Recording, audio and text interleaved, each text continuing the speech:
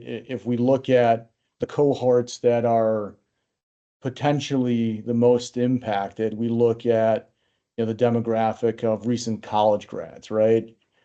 Is this something that we should have more concern about from the perspective of AI displacing this cohort of workers? We know that, so much of artificial intelligence, of course, is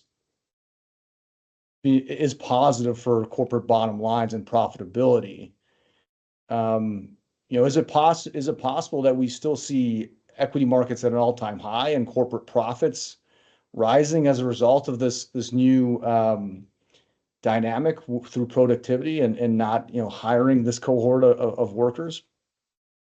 Yeah, I think when you look at the labor market shifts, as you note, the primary deterioration has been, I'd sort of describe as at the edges, meaning Sure.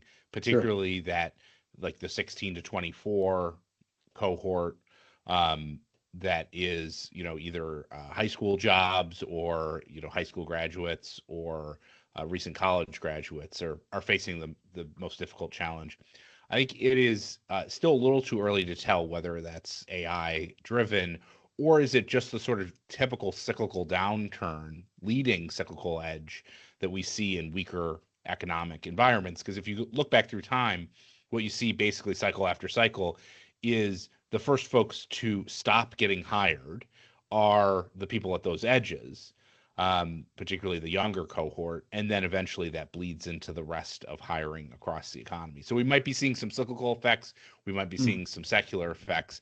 I think when it comes to the AI story, so far we haven't really seen a huge boost in productivity from AI.